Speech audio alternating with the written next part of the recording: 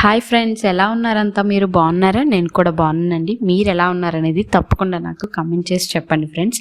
ఈరోజు నేను chicken fry piece biryani చేస్తున్నాను. అచ్చం రెస్టారెంట్ స్టైల్.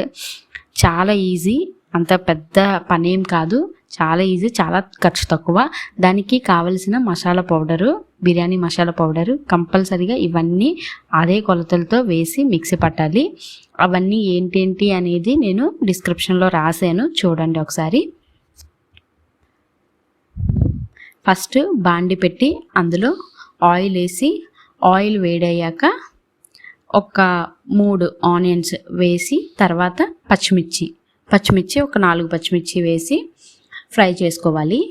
ఆనియన్స్ మెత్తబడి కొంచెం కలర్ మారినంత వరకు ఫ్రై చేసుకోవాలి. ఆనియన్స్ ఫ్రై అయిపోయిన తర్వాత అప్పుడు ఇందులో మనము జింజర్ గార్లిక్ పేస్ట్ వేసుకోవాలి. అది ఎంత అంటే 3 ఆనియన్స్ తీసుకున్నాం కదా, 3 టేబుల్ స్పూన్ల అల్లం వెల్లుల్లి పేస్ట్ అది వేసాక బాగా ఫ్రై చేసుకోవాలి. అల్లం వెల్లుల్లి పేస్ట్ పచ్చివాసన పోయేంత వరకు ఫ్రై చేసుకోవాలన్నమాట. ఇలా పచ్చివాసన పోయేంత వరకు ఫ్రై చేసుకున్నాక చికెన్, నేను ఇక్కడ 1 కేజీ చికెన్ తీసుకున్నాను. 1 కేజీ చికెన్కి 1/2 కేజీ రైస్. 1 కేజీ చికెన్ మొత్తం వేసేసాక బాగా అటు ఇటు శుభ్రం కలిపేయాలి. ఇలా బాగా కలిపేసుకున్నాక కొంచెం సాల్ట్ వేసుకోవాలి. సాల్ట్ వేసి మళ్ళీ ఇంకొకసారి బాగా కలిపేసి అలాగా మూత పెట్టేసి మగ్గనివ్వాలి. ఎంత అంటే ఒక 5 మినిట్స్ అలాగా మగ్గనివ్వాలి.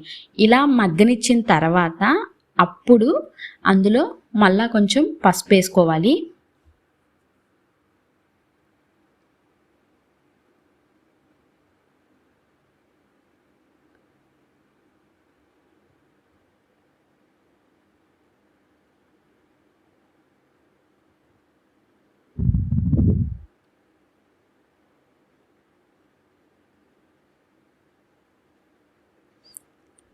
ఇలా పసుపు వేసుకున్నాక పసుపు కూడా పచ్చివాసన పోయేంత వరకు ఫ్రై చేసుకోవాలి. ఒక 1 మినిట్కి ఇంకా ముందే, అంత తక్కువసేపు చాలు మనం ఫ్రై చేసుకోవాలి. ఇలా పచ్చివాసన పోయేంత వరకు ఫ్రై చేసుకున్నాక అప్పుడు మళ్ళా మూత పెట్టేసి మళ్ళీ అలాగా మగ్గించుకోవాలి. ఎంతవరకు అంటే చికెన్ ఒక 40-50% అలా ఉడికిపోతుంది. అంతవరకు ఆయిల్ పైకి తేలిపోతుంది కదా, చికెన్ నుంచి వాటర్ అంతా బయటకు వచ్చేసి తర్వాత ఆయిల్ పైకి తేలిపోతుంది కదా, అంతవరకు మగ్గించుకోవాలి. ఇలా ఇంతవరకు మగ్గించుకోవాలి. ఇది ఏంటంటే కొత్త బాండి, అందువలన అడుగు అంటేస్తుంది అనమాట. మామూలుగా పాతదైతే అడుగు అంటదు. బాగానే ఆయిల్ ఎక్కువ వేస్తాము, రెస్టారెంట్లో ఆయిల్ ఎక్కువ వేస్తారు కాబట్టి మనం కూడా ఆయిల్ ఎక్కువ వేసి చేస్తున్నాము. అందువల్ల ఆయిల్ ఎక్కువ వేసినప్పుడు మాడదు. తర్వాత కారం వేసాను నేను. ఇప్పుడు కారం ఎంత అంటే పచ్చిమిర్చి వేసుకున్నాం కదా, ఆల్రెడీ మనం మసాలా సామానాల్లో మసాలా పౌడర్కి కూడా మనం అందులో ఎండుమిరపకాయలు వేసాం కాబట్టి ఆ కారం ఈ కారం చూసుకొని చికెన్కి ఎంత సరిపోద్దో అంత వేసుకోవాలి. ఒక 2 స్పూన్లు, 1 స్పూన్ నుంచి 2 స్పూన్లు కారం వేసుకోవాలి. ఇప్పుడు నేను చూపించింది ముందు మసాలా దినుసులు అన్నీ మనము పక్కన తీసి పెట్టుకున్నామా, మిక్సీ పౌడర్ కొట్టేసామా, ఆ పౌడరే అది మసాలా పౌడరు. ఈ బిర్యానీ మసాలా పౌడరు వేసేయాలి. ఎంతంటే 2 స్పూన్లు.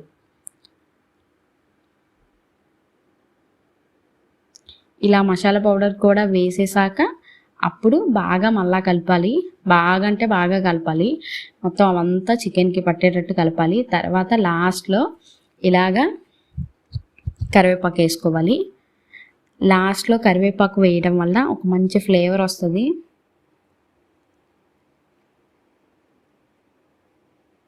ఇలా కరివేపాకు వేసాక ఒకసారి కొంచెం కలిపేయాలి, అటు ఇటు కలిపేయాలి. కలిపేసాక ఇంకా మూత పెట్టేసి పక్కన ఉంచేయాలి. మనం ఇలా మగ్గించడంలోనే చికెన్ అంతా ఉడికిపోతుంది. ఒకవేళ మీకు అడుగంటేస్తుంది, అదే ఉడకలేదు అనుకుంటే కొంచెం వాటర్ వేసి, అదే కారం తర్వాత కొంచెం వాటర్ వేసి మీరు కొంచెం చిన్న నీళ్ళు జల్లి ఉడికించుకోవచ్చు. తర్వాత ఇది వేరే గిన్నె పెట్టి మనం చికెన్ మగ్గనిచ్చడానికి స్టార్ట్ చేసామా అప్పుడే మనం ఇంకో పక్కనే రైస్ తయారు చేసుకోవాలి. ఆయిల్ వేసేసి షాయి జీరా 1 స్పూను, మిగతా మసాలా దినుసులన్నీ కొంచెం కొంచెం వేయాలి. పచ్చిమిరపకాయలు కూడా వేయాలి. మనకి రైస్ 1/2 కేజీకి సరిపడంత కారానికి సరిపడంత పచ్చిమిర్చి వేసుకోవాలి. ఒక 4, 5 వేసుకున్నా పర్వాలేదు. తర్వాత అల్లం వెల్లుల్లి పేస్ట్ ఒకటి. మసాలా దినుసులన్నీ ఏవేవి అనేది నేను డిస్క్రిప్షన్లో రాసాను. ఏవేవి కదా అన్నీ ఉన్నవన్నీ వేసేయాలి. అంటే ఎంతెంత అనేది క్వాంటిటీ అనేది డిస్క్రిప్షన్లో క్లియర్గా రాశాను. ఒకసారి చూడండి. అల్లం వెల్లుల్లి పేస్ట్ వేసాక పచ్చివాసన పోయేంత వరకు ఫ్రై చేసుకోవాలి. ఇందులో మనము ఆయిల్ బాగా వేడవ్వకూడదు, మసాలా దినుసులు మాడకూడదు, ఫ్రై అవ్వకూడదు, వెంటనే వేసేయాలి. తర్వాత మనం మిక్సీ పట్టించుకున్నాం కదా మసాలా పౌడరు, ఆ మసాలా పౌడర్ కూడా వేసేయాలి. 1 స్పూను, 1/2 కేజీకి 1 స్పూన్ చాలు. తర్వాత కొత్తిమీర పుదీనా వేసాక కొంచెం ఫ్రై చేసుకోవాలి వాటిని.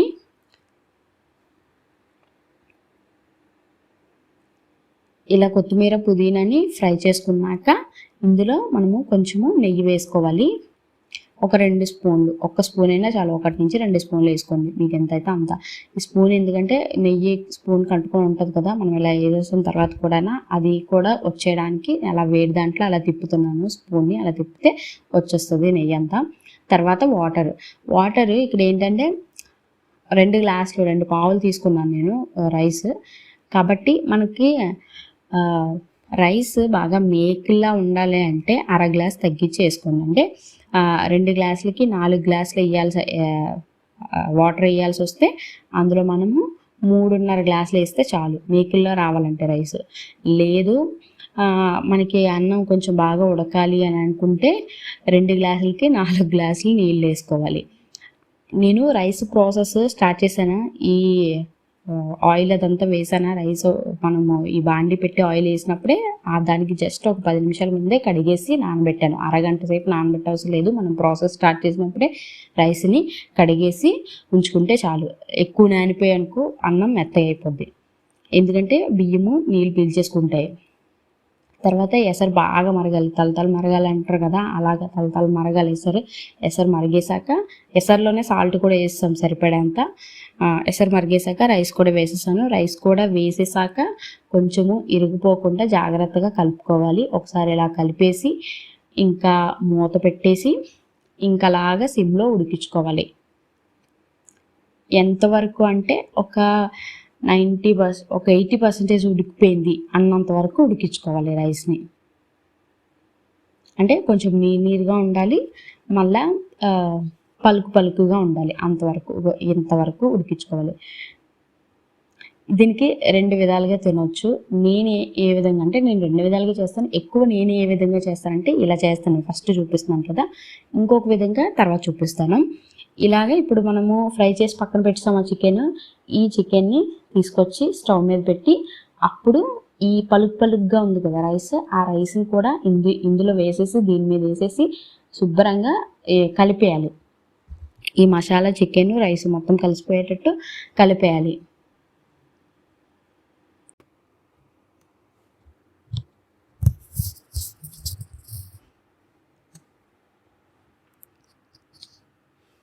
ఇలా శుభ్రంగా కలిపేసుకున్నాక మనము కొంచెము మధ్యలో అడుగున కొంచెం అడగంటకుండా కొంచెం వాటర్ ఇలా వేయాలి. ఎంత అంటే ఒక పావు గ్లాస్ కన్నా తక్కువే. కొంచెం వాటర్ అడుగు అంటుకోకుండా ఉండడానికి కొంచెం వాటర్ వేసాక మనము ఆ వాటర్ని ఇలా కవర్ చేసేసి ఆ రైస్ మొత్తం అయ్యేటట్టు కలిపేసి అప్పుడు కిందన పెనం మీద మన బేసన్ పెట్టి అప్పుడు మూత పెట్టేసి దమ్ పెట్టుకోవాలి. ఆవిరి బయటకు పోకుండా దమ్ పెట్టుకోవాలి. అలా దమ్ పెట్టుకుంటే ఒక 10 నిమిషాలు సిమ్లో అలా దమ్ పెట్టుకుంటే ఈ మిగతా ఉన్న పలుకు ఉడికిపోతుంది. రైస్ ఉడికిపోయి అదంతా శుభ్రంగా కలిసిపోయి బాగా బిర్యానీ తయారైపోద్ది. వెంటనే కాకుండా ఒక 10 నిమిషాలు వెయిట్ చేసి ఆ తర్వాత తింటే చాలు. ఇలాగా ఒక విధం. నేను ఎక్కువ ఇలా చేస్తాను. ఇలా చాలా బాగుంటుంది. ఇది ఇక్కడ లాస్ట్ టైం ఉడికినంత వరకు వచ్చేసరికి చీకటి అయిపోయింది, వెళ్తులేదు. అందువల్ల నేను అక్కడితో ఆపేసాను వీడియో. ఇది ఇంకొకసారి ఇదే ఫ్రై పీస్ బిర్యానీ చేసినప్పుడు ఇది ఎలా అంటే ఇంకా ఆ రైస్ని కలపను. అలా చికెన్ ఫ్రై చేసేసాక అప్పుడు మనం ప్లేట్లో వేసుకునేటప్పుడు రైస్ పూర్తిగా 100% కుక్ చేసేసి ఆ రైస్ని ప్లేట్లో వేసేసి దాని మీద చికెన్ వేసుకొని ఒక సెమీ గ్రేవీ లాంటిది వస్తుంది కదా చికెన్కి, దాన్ని కలుపుకొని ఇలా తినొచ్చు. ఇది ఒక వే. ఇది యాక్చువల్గా రెస్టారెంట్లో మనకి ఇలా ఇస్తారు. ఆ ముంతలో పైన అదే కిందంతా రైస్ వేసి తర్వాత మీదనే ఫ్రై పీసెస్ అన్నీ వేసి తర్వాత మన ప్లేట్లో ఇలా వంపుతారు. అలా అయితే ఇలాగా ఇప్పుడు లాస్ట్ చూసారా అన్నం అంతా జలారుగా వస్తుంది. ఎందుకంటే వెంటనే తీసేస్తే జలారుగా రాదు. కొంచెం ఒక 10 నిమిషాలు వెయిట్ చేసి స్టవ్ ఆపేసి వెయిట్ చేస్తే వస్తుంది.